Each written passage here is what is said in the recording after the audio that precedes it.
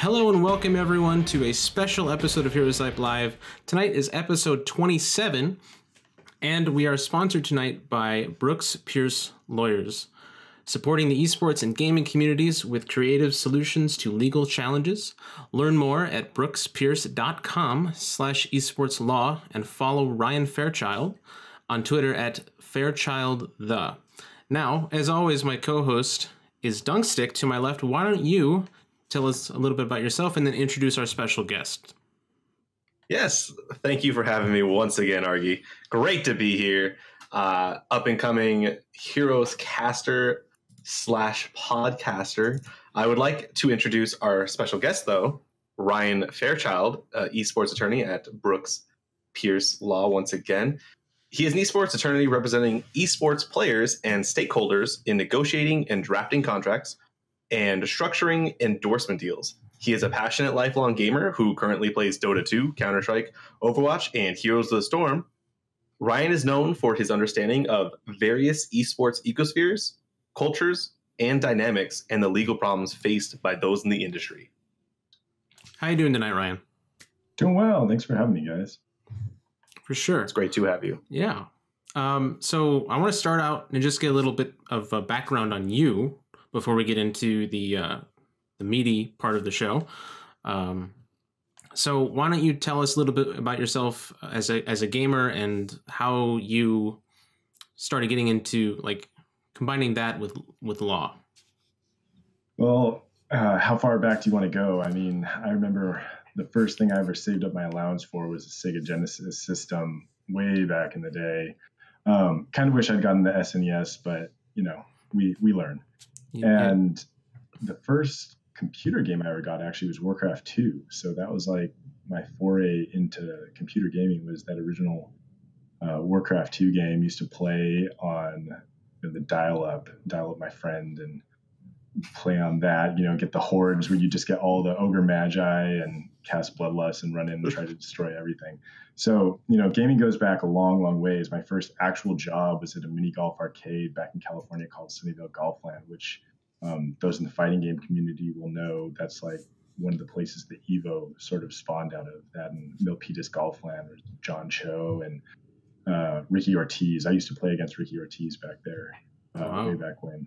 So what happened with combining it with the law, though, is I was in law school and started playing Dota 2, and esports was really starting to be up and coming. Started playing Heroes of the Storm when that came out with my brother a lot.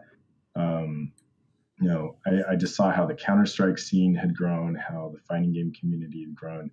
And so I started to meet a couple of people in that scene and think, it'd be a lot of fun if I could somehow combine all of these video games I played over the years with law. I didn't think it was going to be really a possibility for a long time, up until I got back from some travel and got with Brooks Pierce, actually. And when they interviewed me, they said, if you could do anything ideally, what would you do? And I said, I would do esports law. And they said, what's esports? And does it actually have law that goes with it? And, I explained a lot about competitive video games and all that stuff. And they were actually quite supportive. So when I saw that they were actually willing to let me try to do that, I got back in touch with a guy named Will Parton, who I went to law school at UNC, and Will was doing his PhD there. And on the side, he was writing for Evil Geniuses, particularly for their Dota 2 team. And Will's one of my favorite esports writers out there. He gets published in like Rolling Stone and The Atlantic and stuff like that, writing about esports. So I got in touch with him and was like, Will, do you know anybody I can talk to actually try to make this thing happen? And so little by little, networked into the space, and it's just started blowing up, which is really fantastic. So like I said, I started playing Dota 2 and Heroes while in law school. And my wife was like, you need to sleep more and play less video games and do more law school. And I was like, it'll be okay. I didn't, had no idea at the time, but now she's like, all right, little better now that you're actually doing something with it. My dad still can't believe it. My dad was, I think, embarrassed that the first thing I actually ever saved up for was a Sega Genesis. But I'm like, hey, Dad, look at me now. He actually pointed out to me, there was this Far Side strip back in the day. I don't know if anybody still knows the Far Side, but they had this kid playing video games, and there were his parents in the background. having these thought bubbles of, pro gamer wanted, salary and benefits included, and things like that. My dad reminded me of that about a month ago, and I was like, I had totally forgotten about that, but it's a reality now. It's what's happening. Sweet. Yeah. Especially in the last decade, I'd say, right around 2011, 2012, I think is when it really shot up. Yeah. So I think the international, when Valve decided to put like $1 million prize pool out there out of nowhere. I mean, that was, before it used to be players sleeping at venues, playing for maybe a $10,000 prize pool. Like, it was really a thing of passion before that. I mean, like even the tournaments I used to help run back at Golfland, it was like a $5 buy-in. And if you had, 30 people paying in it, that was your prize pool. Like nobody else was putting in any extra money. And so it was like, you had like this 70-20-10 split at the end of the tournament, and that was it. So when the international came out, I think that's what really blew the lid off things. Yep. And now the international is doing crowdfunding as well. So like, that's right. Valve puts in, I think, $1 million still or something close-ish to that around that area. I think it might have been 3. Maybe 3 or 5 max, I think. Yeah. And then the crowd pulls together, and I think it got up to 20 million this past international. 24, I think. Something, yeah. So it's insane. Like the support is definitely there now. So needing the legal help is definitely a big important factor for the players now, which is great that like we're actually getting people that want to do that. So you had talked about when you were getting into the people that they asked you, what you wanted to do. And when you said esports, they kind of questioned it. So I wanted to start off the show and talk about the validation of esports and like, do we need it? And does it need to be done inside the game or outside the game? Like, what do you think if it does need validation, and if so, what can be done?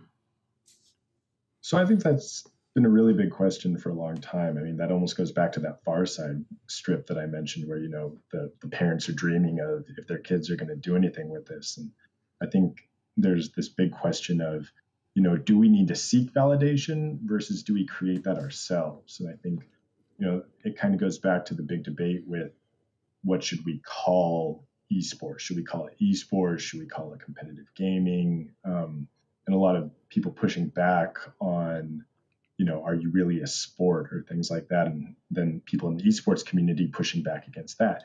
And at this point, I don't think we need to try to seek outside validation. I think we are proving as a community that we're on our, we're doing it on our own. We don't need other people outside to say, oh, what's this thing you're doing? So whenever I explain it, people are kind of skeptical at first. You get like, I think it was Jimmy Kimmel who said, why would you watch somebody play video games? That's one step removed from human activity. And I occasionally get that response as well. And I say, do you watch somebody else run around and play sports? Do you watch somebody else throw a football? You're not down there on the field throwing the football, but you're still watching it. You're still enjoying it. And they're like, pretty valid. If somebody is really good at doing something and if it's entertaining, they're going to get paid to do it. And so I think the fact that it has blossomed and is blossoming speaks for itself. I don't think, like I said at the start, I don't think we need to seek validation. I think we are creating that. And I think that we as a community can sort of define when we've made it. I think we're still moving towards that.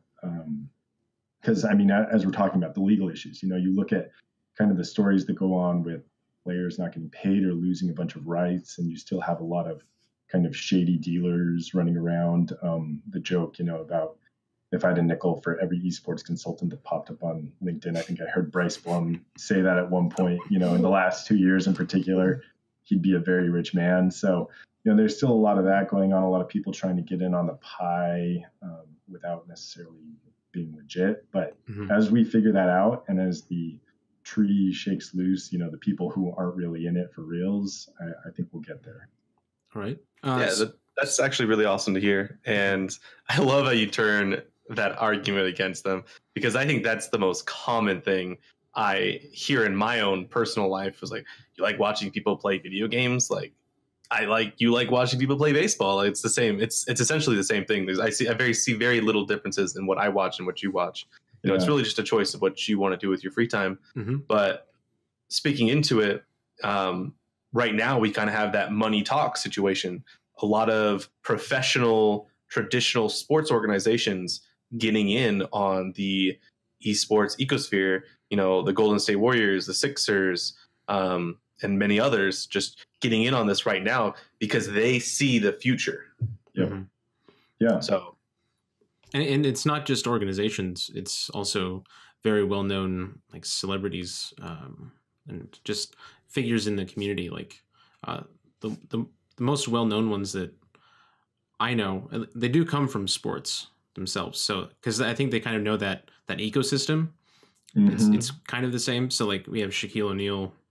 The most well-known one I think is Rick Fox, who owns a team. Echo Fox. Yep. Yeah. And his organization has done well in several games. So. And they've got other current NBA players investing. They've got other former NBA players involved. So they get it. Yep. So I think in the end, the validation is like, we don't really need to look at it, as you said. We have it or we're very close to having it, I think, in the end. So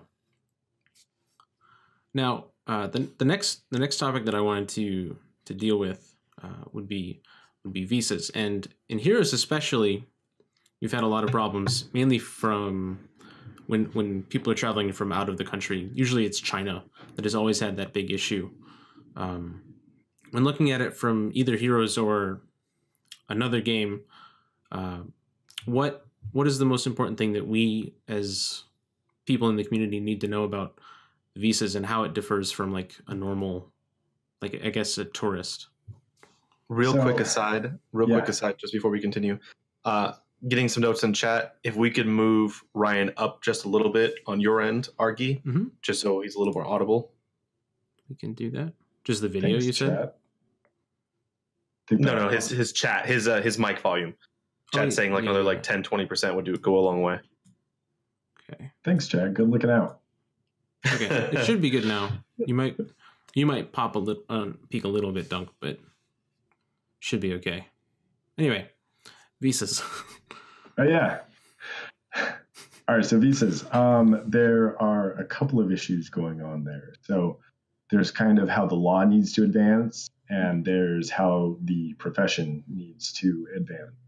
The law is always catching up to technology. You think of any new technology, drones, for example. Actually, there's a lawyer at Brooks Pierce who does drone law in particular, in addition to other things. But he's always looking at the regulations that are coming out, dealing with commercial drone operators and everything. And the law is always trying to catch up to whatever new technology is coming in. Mm-hmm. So with the esports, it hasn't caught up yet.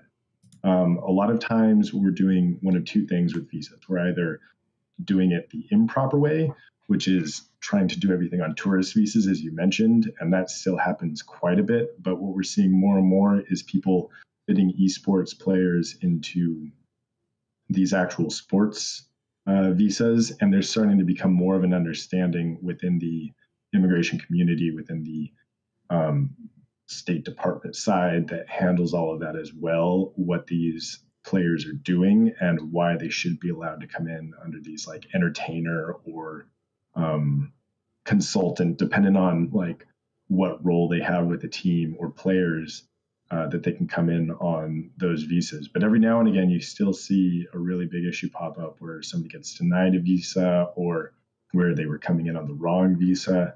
And so it's one of those things where it will catch up. It's just going to take some time. But I think that's going to get there very quickly. So I think it's happening. I think the main thing for people to know out there is if you are going to try to come on a tourist visa, I don't advise that. I think that's risky. You are risking potentially getting banned if you're coming over to the US, if you lie and get caught, or having at least a hold where you can't come to the country again for a certain amount of time. So you want to work with your org that you're with, or you want to work with an immigration attorney to try to make sure you get the right visa. Oftentimes, competition organizers will help with it, or your team or will help you with it. And that's actually something that I tend to try to get into contracts as well, is for the players I represent, I want to make sure that the team has some level of obligation to help them get a visa for all of the travel that they have to do. All right. So if you can give insight in this, I don't know if you can, but as I mentioned, it's always been a big problem with Heroes players not being able to get hold of a visa for an international event. Do you think it'd be more likely that, and this is usually they're working through Blizzard, so if you can comment on this, it'd be great. But I would like to know if you would have any idea why they're consistently being denied the visa. Like, this has been an issue for like 2 years or more. So is this coming over to the US or going out? It's usually to BlizzCon, and it's usually China as well. Got it. It could be any number of things. I mean, you can have the wrong person looking at your application on the wrong day, and they see something that for them is a red flag that for other people might not be a red flag. So that can be an issue. A lot of times what people want to see is that you're going to go back to your country eventually, that you're not going to try to overstay your visa or, just try to stay in the country somehow. So the more you can show that I'm going to come over here for a short amount of time, do what I'm saying that I'm going to do, and then go back, I think that tends to help. But beyond that, I mean, some of the immigration stuff is a big black box. Make sure you have the right visa for whatever purpose it is and hope that you fit, because some people reviewing it may just think, why are you applying for this visa? This doesn't fit. They may not know esports. They may see you're trying to come over on a particular type of visa that's for entertainers, for athletes, and say, this doesn't fit. And so there's still some education that needs to happen. So those are potentially a few things. That's probably not everything, but a few thoughts of what might be going on. Okay. And one last question before I shift it over to Duncan in case he has any questions about this topic. Well, this applies not just to players, but to anyone working in esports. So like anyone in production, any organizer or something like that. Correct? Oh, sorry. No, I mean, if you're working in the industry, you want to make sure you're getting the right visa regardless. I mean, that kind of applies holistically regardless of what industry you're in. So if you're traveling as part of esports, make sure you get the right visa. So different types of visas will work for different type of purposes. Not everything is going to fit. Okay.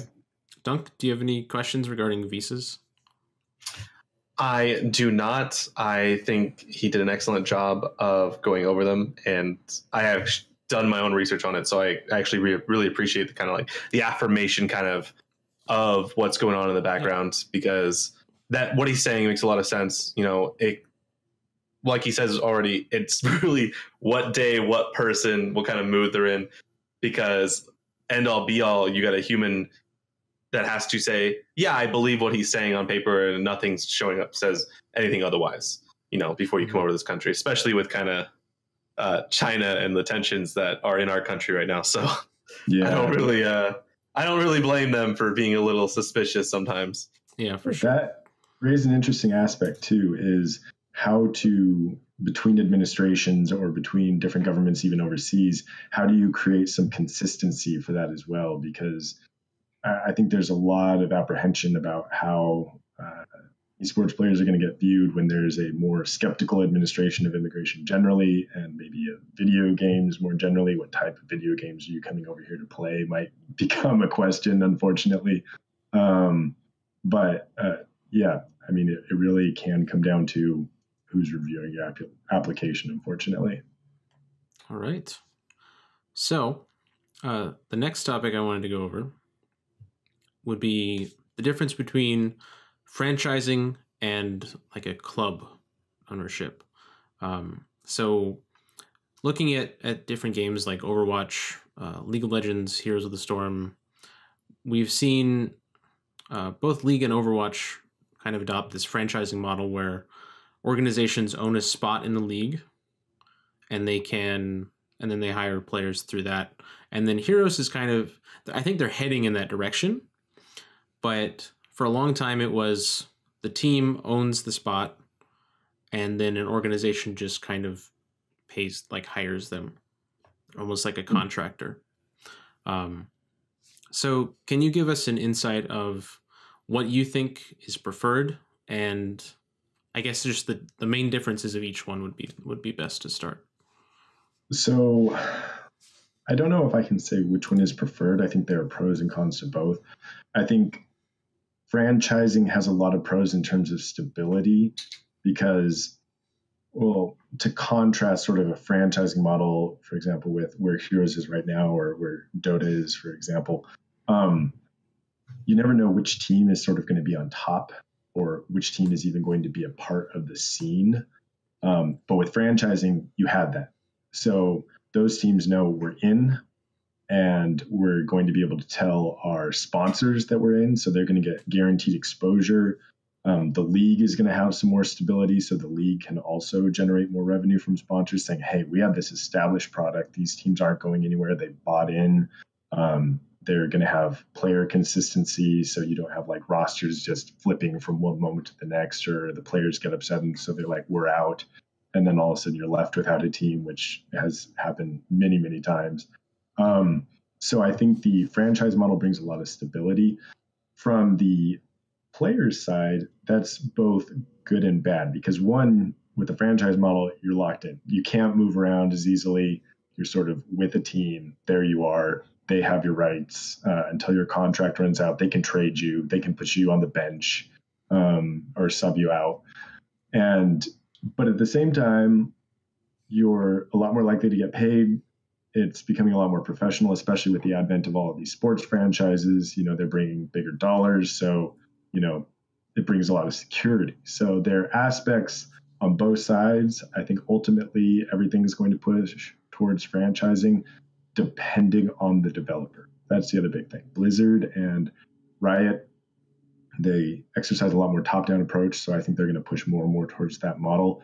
Whereas Valve is sort of known as this traditionally laissez-faire, you know, you guys go play nice in the sandbox and we'll speak from on high if we don't like anything. And then you're left to interpret the tea leaves after we've gone away again for another 6 months. So I think it's going to depend on the developer. And that's a really actually interesting aspect we could get into about the difference between esports and sports in terms of the NFL doesn't own the grass or the ball or, you know, anybody can go play football, right? Mm-hmm. You know, at your local park or whatever. Whereas Heroes, Blizzard owns it. If they want to shut it down, if they want to change the meta, if they want to remove a hero that, you know, they can do that. So they own it completely. So Tracer. Yeah. Oh, sorry. Were we naming heroes that should be removed? Sorry, my bad. Maybe not removed. Yeah. So I think overall franchising is where everything is going to go unless the developer doesn't want it to go that way. And otherwise, I think it provides a lot of stability. One of the things I really like about esports that I hope franchising doesn't kill and the advent of all these big sports franchises doesn't kill is kind of the innovation and the ability to try new things and to build on what maybe hasn't worked for traditional sports models. So I hope we don't lose a lot of that agility and nimbleness. And I don't think we will, because I think there are going to be new esports coming out all the time. So I think it'll always be a little bit of the Wild West, since any game that's made could potentially be the next big esport. For sure. I do want to touch a little bit on the franchise model, and I'm not the most familiar with it, but I do know that StarCraft has had such a long shelf life, despite being such an old game. And I think a lot of it owes to the fact that Korea never really dropped it. I know that for the longest time, it was just such a dominant game, and it still is. I mean, StarCraft 2 is still huge. And I think a lot of that has to do with kind of like the step towards like franchising and really hashing out these sponsorships, because I remember when Riot first started the LCS, they said straight up, this is a loss of money for us, but we want to create this esports hemisphere, create these really competitive games where teams are no longer on the cusp of dying out because they can no longer afford travel expenses in between tournaments. It's a steady paycheck to keep them involved. They can keep playing. I think it's a really great idea. Obviously, it's super attractive towards players that want to go towards the pro scene. But in the long run, I mean, if League of Legends is able to turn around sponsorship for production and broadcasting rights, things like that, they start turning a profit on the LCS instead of it just being a massive sinkhole. We could see game like StarCraft. We could see League of Legends 10 years from now. Oh yeah. Mm-hmm. And I think that's the good really end all. I think, in my opinion, franchising is the way to go. Yeah, it's funny though that they say they're going to lose money on it though too, because maybe in the short term, but like you're saying, in the long term, it's going to be great for them, because if they keep that game alive, they're going to keep all those revenue sources alive. Everybody buying their skins and hats and all that's going to stay in there, and people having to buy their champions. And so I think anything that is good for the longevity of the game is in the developer's best interest. Now, we debate about which developers look like they're really interested in that long-term outlook, but we'll see. It's still very, very new for a lot of esports. That's something that I think Overwatch has done extremely well with especially the merchandising. There's pages upon pages of gear that you can get to support that team, and that just funnels into the league. Yeah. So there was one thing that you mentioned before the show. There was like a third model that you could do, like a no ownership or something like that. I don't remember the exact name. Oh, I was thinking more of Dota, how they don't even have the club model. It's just, things move in and out. You have teams disband, and especially with how TI works with the international, like a team doesn't do well at the international, they're just gone. Does pretty well at the international, they stay together. The half-life of teams in Dota, I think, is a lot shorter because of that. It's a little bit different. I don't even know what to describe it as, because it's not a club model where you sort of have teams moving into relegation and then popping up. It's sort of like that, but not. But yeah, I think franchising and the stability it brings is going to be the way to go. Yeah, for sure. And I really hope it ends up doing that in Heroes, both in the professional league and hopefully eventually the amateur division, where we have something similar to the Challenger series. I think I don't follow league at all, so if I'm getting the terminology wrong on that, let me know. That's fine. We're Heroes boys here. Okay, so yeah, it's basically how it is now, where each organization owns a spot, and there are a few teams that aren't sponsored yet, and hopefully by the end of the year, at least every team in the league is sponsored, and then maybe we can move towards like having sponsor teams in the amateur scene, like we did last fall with Heroes Hearth, and I know LFM is a sponsor team. They were in phase 1, and then they picked up imported support going into this year. So awesome. The last the last topic that I wanted to talk about is kind of the cultural view of esports, and how the past 5-6 years, mainly, Twitch has kind of blown up. Anything that you can stream, a streaming platform, has really blown up. And like comparing it to traditional sports and the viewership there, what are you noticing as trends in that aspect, Ryan? Big demographic shifts. So I think one of the most notable things, and I talk to a lot of older lawyers who ask what esports is, and it's ask your kids and you'll know what esports are. I had one attorney come up to me and say, "Do you know the game Fortnite?" And I'm like, "Yeah." And he's like, "Is that going to be an esport?" And I'm like, "It could be huge. They don't have a competitive scene yet." And he's like, "All right, I'll tell my son to keep playing." Their kids know. And so what you see is, and I get into some debates with traditional sports fans about anecdotes of who shows up to live games and things like that. But if you look at the average age of an MLB fan, it's 55 pushing 60. The younger end of traditional sports is MLS and NBA, around 40. And the average age of an esports fan is around 20. So you have this demographic shift coming up where sports fans are starting to age up, And I'm sure they're still going to pick up, some younger fans as well. And actually, that's one of the reasons I think they're getting into esports is the cross marketing, the ability to pick up those younger fan bases, which I think is smart. But Daryl Morey, the GM of the Houston Rockets, said in 20 years it's going to be soccer, it's going to be the NBA, and it's going to be esports. Those are going to be the big things that are really driving entertainment. So I think there's this big demographic shift in who's watching. There's some other interesting questions with the mediums too. So our firm, the law firm, traditionally one of the big areas that we've done is media rights work. So representing broadcaster affiliates, doing syndication work, things like that, a lot of retransmission rights. And we're moving a lot more into OTT.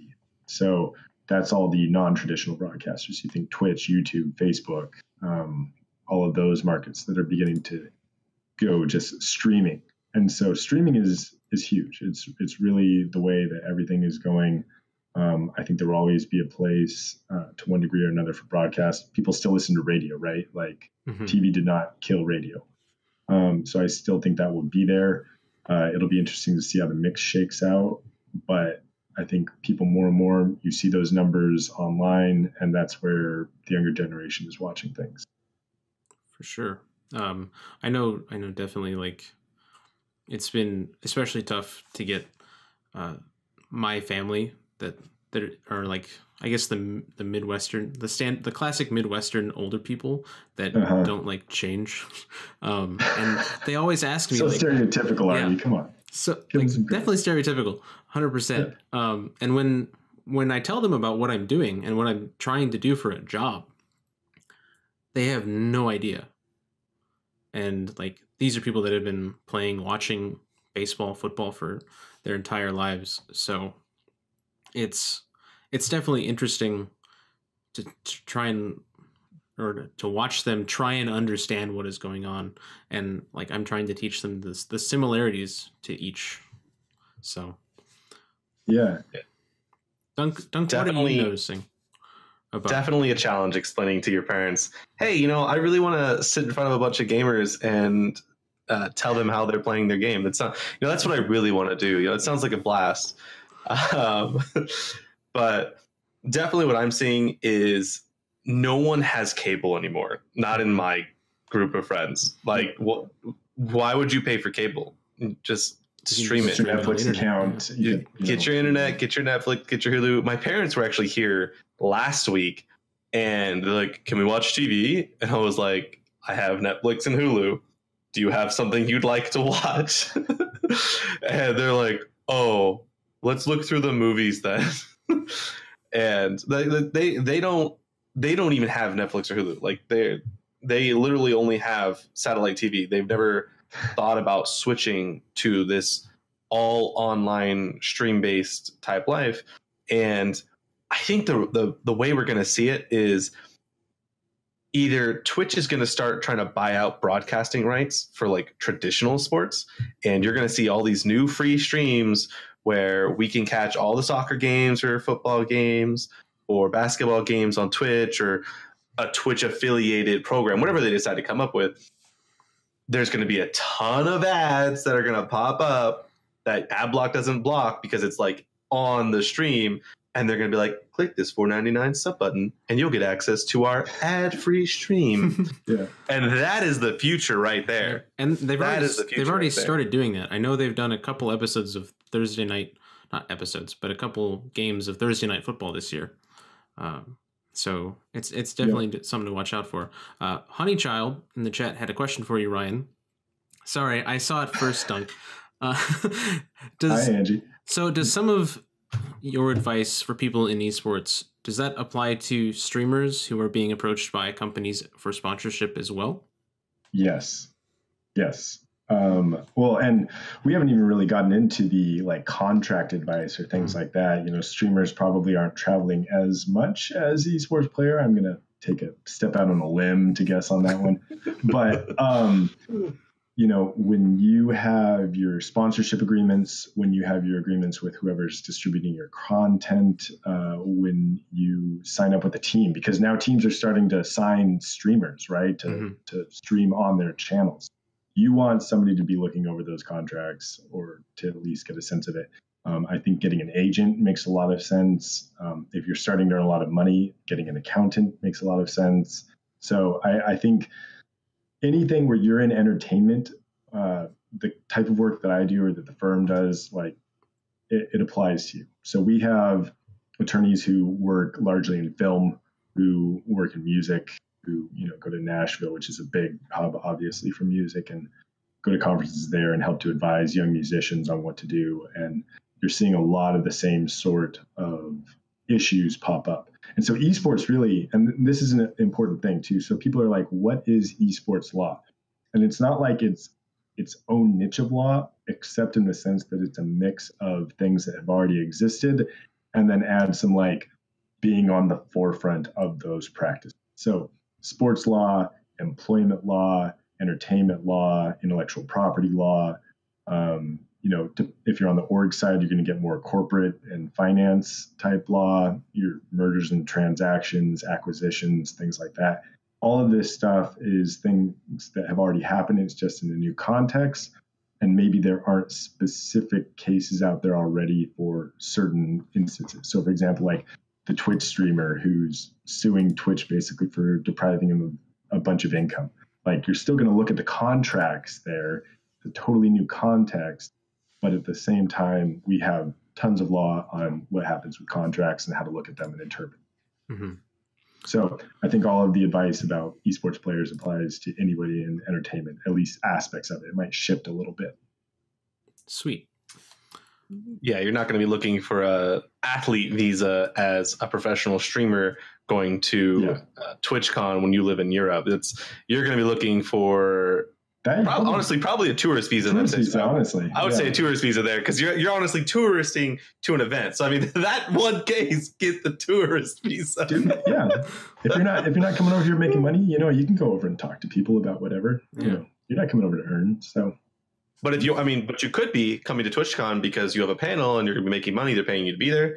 Now it's like, I'm not sure if there is like an entertainer visa. I'm just spitting words out now, but that definitely makes a lot of sense. Like how much it crosses over, because you're probably doing a lot of things as a streamer that a lot of esports personalities or players will be doing on their end as well. Mm-hmm. Yep, for sure. So those are all the topics that we have for tonight. Actually, and I wanted to bring it up because we stepped into it. Ooh. And it's actually missing from your notes. And I'm a little disappointed in you. Because it was in our original notes talking about adopting models from established competitive scenes or like traditional sports in that sense. Ryan kind of stepped into it a little bit, getting an agent. What professional level positions do you think would help esports as a whole kind of step forward? Like, on the side of like players, you're looking at player agents, streamers, same thing, agents for that. What positions from a legal standpoint that actually would that have an impact in the legality of some things, or like maybe push teams into like this kind of stepping back to like how like validation, like in the law kind of, what kind of professions do you think would be very useful for teams to start adopting to help kind of push themselves that extra step?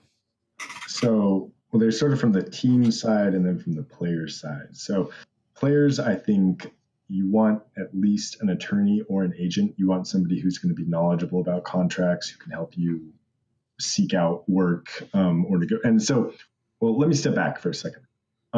Agents and attorneys do different things, and they have some overlap. So attorneys cannot go out and find you work. That is the job of an agent.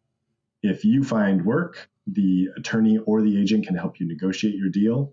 The attorney, though, can help you draft contract language, can help advise you what the state of the law is and how it would apply to your contract and sort of the legal risks and benefits that are in a contract. An agent is not supposed to do that. But those are two of the roles that I would say are most important. And I've seen agents coming in and helping people who, are making salaries of $1,000 a month. They typically work on commission, so they get some portion of the work that they help bring to you, and so it can be relatively affordable. Attorneys tend to not work on commission, more hourly rates or fixed rates on, if you need a contract review, contract will cost X dollars, or it'll take about this much time, and then there's an hourly rate in it. Other things, once you start to earn more money, you're going to want an accountant. I'm going to tell you that right now. You don't want to be thinking about taxes. You don't want to be thinking about all the different ways that you can try to, get to tax sheltered accounts or tax, things that you can deduct from your taxes, things like that. An accountant will do it. It'll be a huge headache off of you. So once you start to earn more money, that's definitely something you want to think about. Financial planner might be something else. You might be perfectly happy to get on Vanguard yourself and do all of your own financial management, or you might want somebody to help you think of strategies and go about doing those things. But I think there's sort of another question embedded. So that's to answer the question of what sort of professions are going to come in, and those are going to come in. It's not a matter, those are already to some degree in. I already know players who work with financial planners and who have accountants, who have lawyers, who have agents. All of those things are already here. I think there's another question sort of embedded in yours, which is, what can we learn from sports and what they've already done, what they've already set up? Because I do think there is a lot of benefit to, there's some risk, there's some worry I have from sports coming in, but there's also a lot of benefit. And so the risks and the worries I have is that they're going to come in and impose the models that they've had and not sort of adjust to the scene. And they're coming in with all this money that they're going to have this top-down approach, sort of dictatorial. This is how we do things, and this is what we're going to do. So I'm a little worried about that. But I think by and large, the benefit I've already seen in working with teams that do have either professional sports ownership or former NBA players running them is really good professionalism and really just, like I said, we're going to have this time where there's kind of shaking the tree of who's a real professional and who's just trying to be here to take advantage of people. And I think sports coming in is largely going to help that, because the people who are coming in, from what I've seen, have been very professional, have been helping us to increase and improve the standards that are in esports. And so I think that's a big benefit of what we can learn from them, is a lot of that professionalism. Leading into that, there is one thing you didn't really touch on. I feel like maybe you were kind of hinting towards it, because I know a lot of, and this is coming from like people that are much older than me, because I don't really watch traditional sports. A lot of people don't seem to like the ruling bodies for the sports leagues. Yeah. And I feel like that maybe that's what you're like hinting towards. Like, we don't want like this overarching NCAA like rule set that pigeonholes automatically. And is that something like I feel like that kind of, maybe these traditional sports backers coming in might be like, well, we have this governing body that kind of protects us and does a lot for like the franchise teams. And I kind of feel like people are like, no, we don't want that. And I don't really understand it. I don't really know what they do. So maybe you can provide a little more insight for me.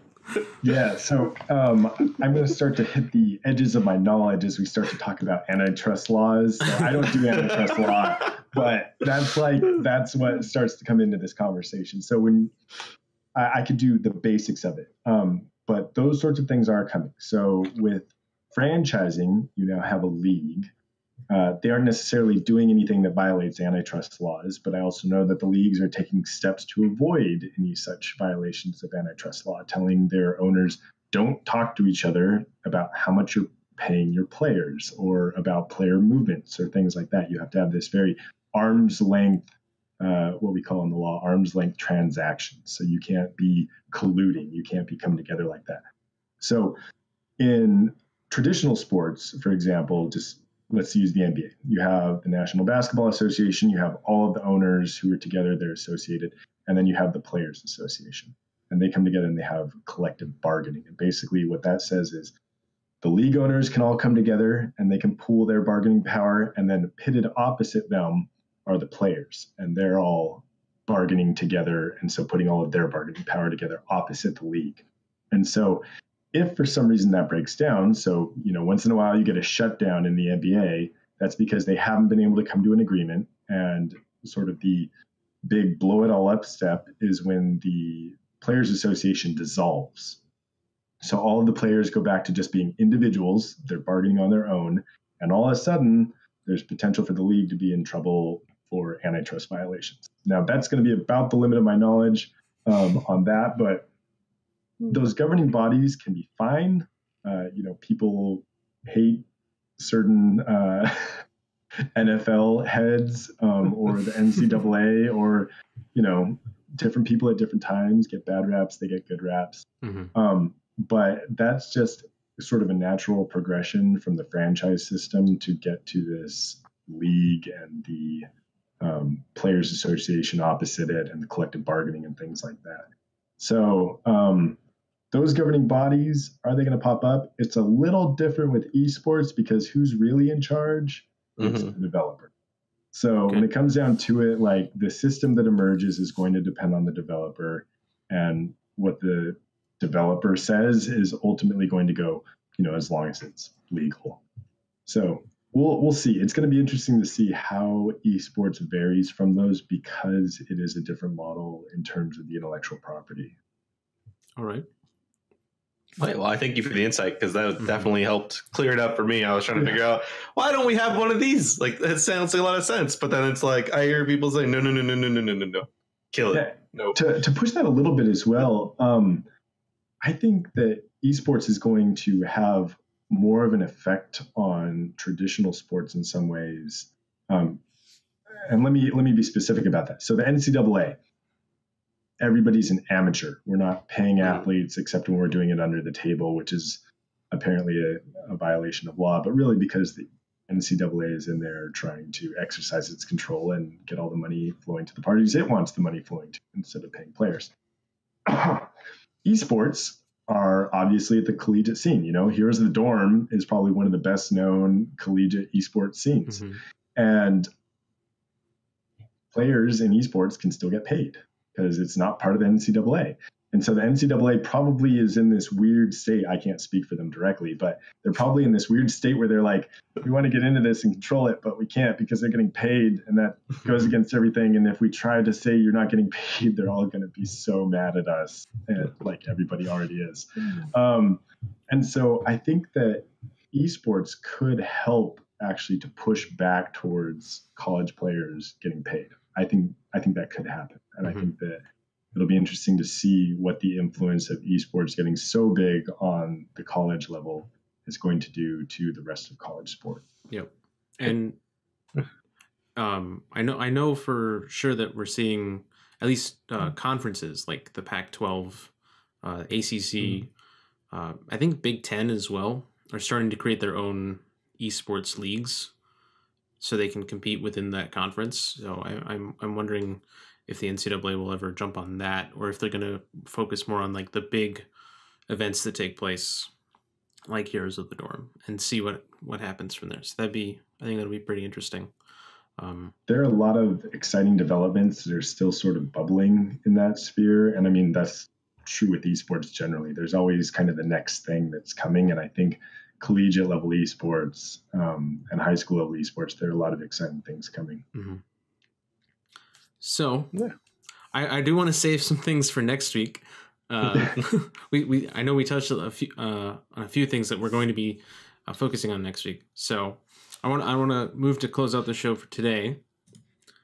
And first, Ryan, thank you so much for being on tonight. It's been a blast to talk to you, and I'm learning a lot, actually. I think this is great for anyone that really wants to get into esports, whether it's working in the background, playing, competing, anything like that. This information is pure gold.